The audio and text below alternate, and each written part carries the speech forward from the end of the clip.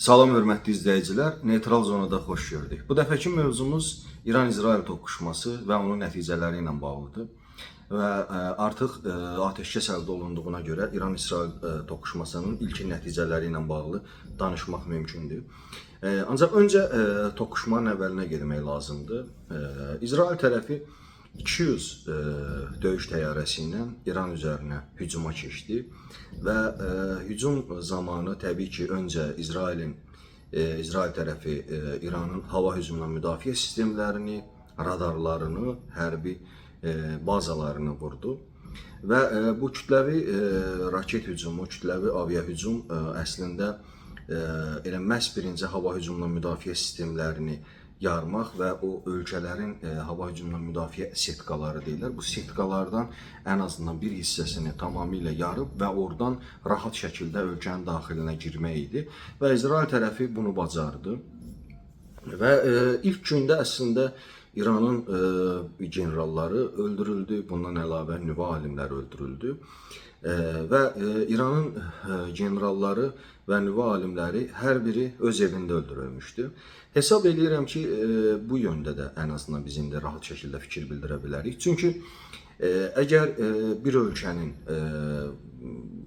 ölkənin üzərinə hücum varsa və bir ölkənin üzərinə yəni 200 qırıcı ilə ən azından hücum edilirsə və bu o deməkdir ki, bir ölkənin, həmin ölkənin generalı, baş qərargah rəisi yata bilməz və bu mümkün variant deyil.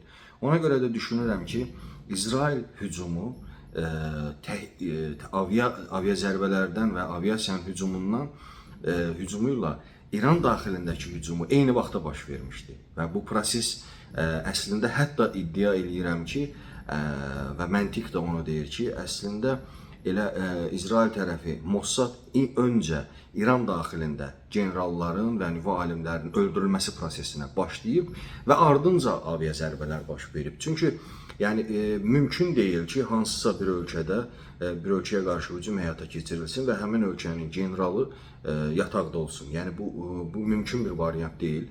Ona görə də düşünürəm ki, biz prosesə iki tərəfli baxmalıyıq. Yəni İsrailin öncə İran daxilindəki törətdiyi hücum və daha sonra aviasiya vasitələri ilə İran ərazisinə endirdiyi zərbələr. İran təxminən 5-6 saat ərzində bu şok dalğasından ayılmağa çalışdı və ümumiyyətlə bu tip toqquşmalarda ən önəmli məsələ bu şokdan ayılmaq məsələsidir və hesab edirəm ki, İran elə ilk gündə bu şokdan ayıldı və İran İsrail üzərinə həm dronlar vasitəsilə, həm də ki, taktiki raket kompleksləri vasitəsilə zərbələr endirməyə çalışdı. Və ilk 3 gün İranın zərbələri kütləvi idi. Yəni İran öncə dronları göndərirdi, dronlar gəlib ən azından İsrail sərhədinə yaxınlaşan kimi, yəni onu hesablamışdılar ki, raketlər də eyni vaxtda gəlirdi. Yəni bunun səbəbi isə yenə də kütləvi hava hücumundan müdafiə sistemlərinin bir nömrəli düşməni kütləvilikdir və ona görə də bu kütləviliyi təşkil edərək İran əslində elə İsrailin hava hücumundan müdafiə sistemlərini sıfırlamağa çalışırdı.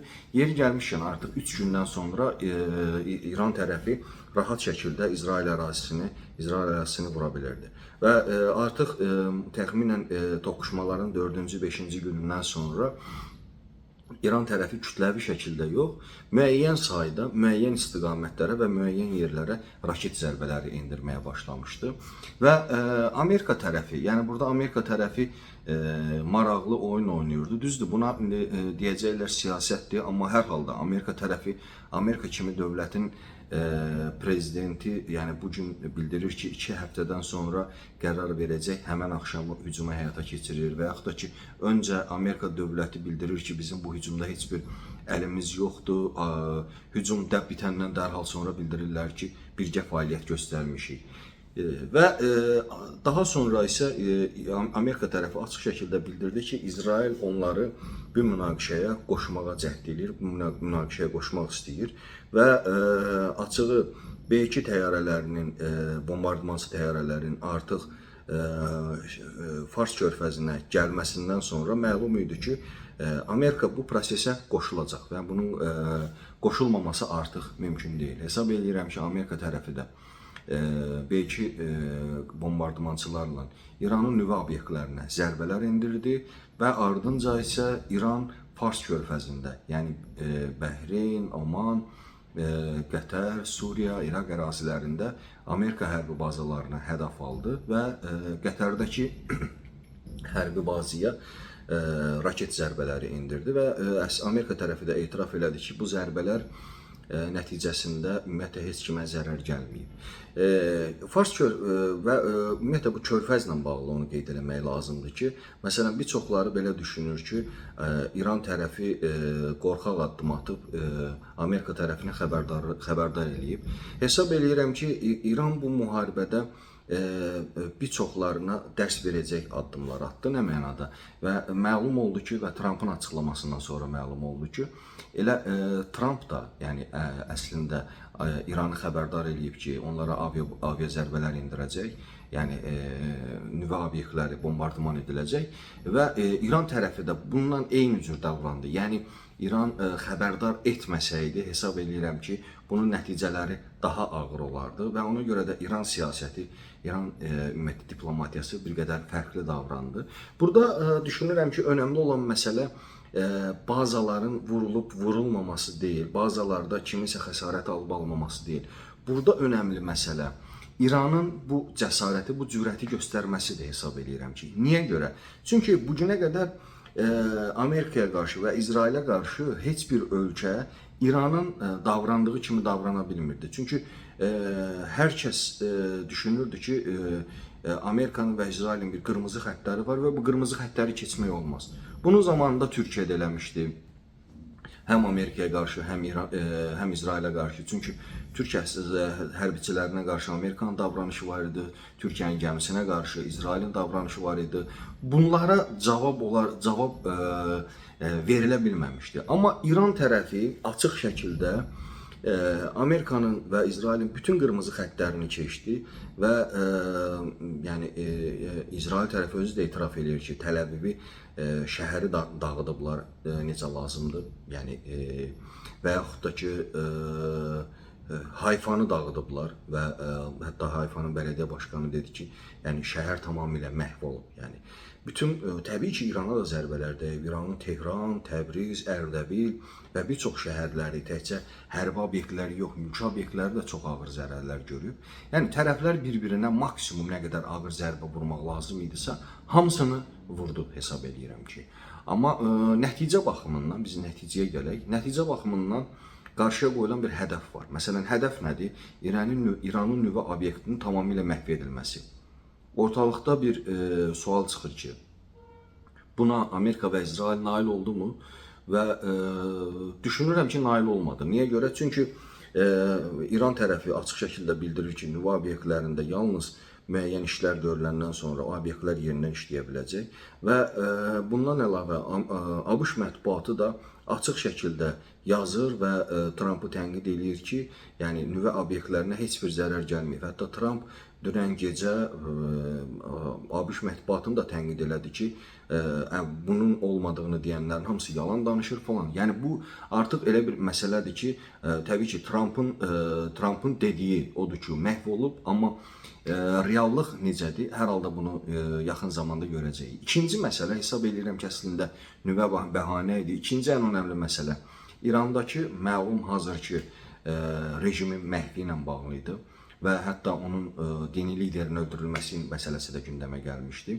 Bir çoxları deyəcək ki, belə bir məsələ yox idi, amma reallıqlar var. Yəni Netanyahu açıq şəkildə bəyanat verdi, hətta İrandakı əhalini rejimə qarşı ayağa qalxmağa, İrandakı küçələrə axışmağa, üsyana və rejimi devirməyə səslədi, yəni faktik olaraq və ümumiyyətlə İrandakı rejimin devrilməsi ilə bağlı həm İsrailin, həm də Amerikanın ümumiyyətlə fikirləri oldu ortalıqda.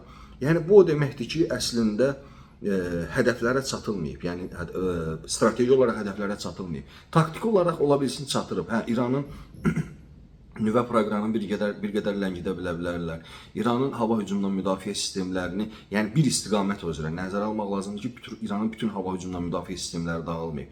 Bir istiqamət üzrə Yəni bunları ən azından sıradan çıxarda bilərlər və yaxud da ki, İranın bir neçə ən azından döyüş təyyarəsini vurub məhv eləyə bilərlər. Amma strateji olaraq düşünürəm ki, strateji olaraq heç bir nəticə əldə olunmadı.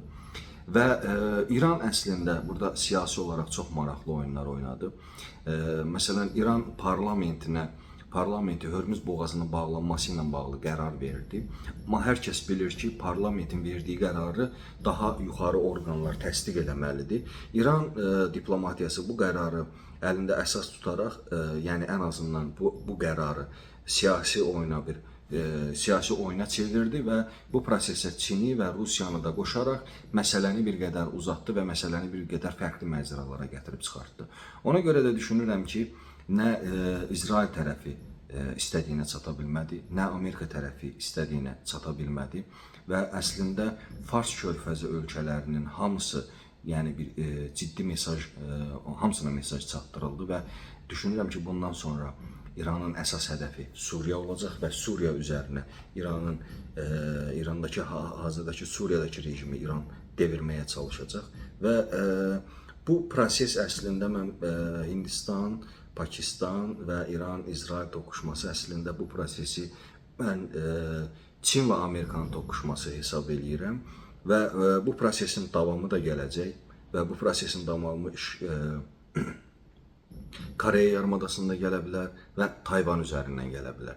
Və hesab eləyirəm ki, artıq dünyadakı İranın ümumiyyətlə son atdığı addımlar və son baş verən proseslər dünyadakı münasibətlər sisteminə yenidən əl gəzdirəcək və bir çox məsələlər yenidən baxılacaq və hesab eləyirəm ki, artıq böyük müharibənin sanki əsasları qoyulmuş oldu və hər kəs kəşfiyyat xarakterli sanki toqquşmalar eləyir və sanki hər kəs daha böyük bir müharibəyə hazırlığın içərisindədir. İzlədiyiniz üçün təşəkkür edirəm. Sağ olun, var olun.